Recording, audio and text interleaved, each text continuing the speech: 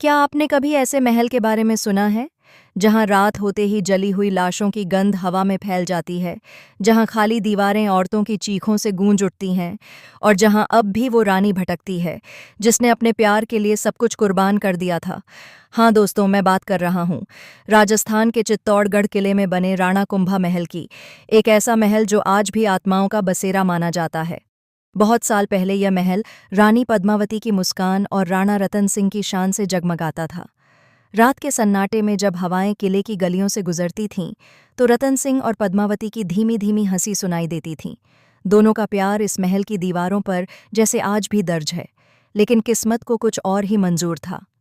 दिल्ली का सुल्तान अलाउद्दीन खिलजी रानी पद्मावती के सौंदर्य का दीवाना हो गया। उसकी नज़र जब चित्तौड़गढ़ पर पड़ी तो उसने तय कर लिया, या तो पद्मावती मेरी होगी या फिर कोई और उसकी झलक तक नहीं पाएगा। युद्ध छिड़ा, खून की नदियां बहीं और आखिर में राणा रतन सिंह युद्धभूमि में शहीद हो गए। महल की दीवारों के भीतर अब सिर्फ चीखें और मातम रह गया। उस रात पद्मावती और हजारों राजपूत स्त्रियों ने जौहर कुंड में कूदकर अपनी जान दे दी। ज्वालाएं आकाश तक उठीं और पूरे किले में चीखों की गूंज सुनाई देती रही।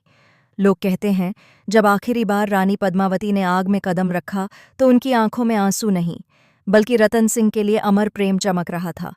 आज भी जब रात ढलती है, राणा कुंभा महल की खाली गलियों से औरतों की चीखें सुनाई देती हैं। कहा जाता है, कुछ लोगों ने आग जैसी छाया को चलते हुए देखा, मानो रानी पद्मावती अपने प्रेम की तलाश में अब भी महल में भटक रही हों।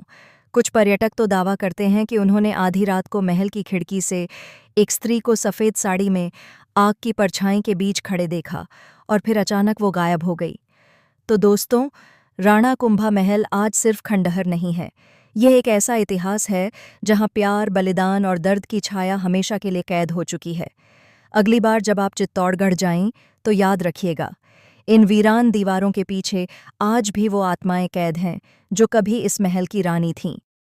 दोस्तों, अगर आपको राणा कुंभा महल की यह रहस्यमयी और दर्द भरी दास्तान पसंद आई हो तो इस वीडियो को लाइक करना मत भूलिएगा और ऐसी ही दिल दहला देने वाली और रहस्यमयी कहानियां सुनने के लिए हमारे चैनल को सब्सक्राइब ज़रूर कीजिएगा।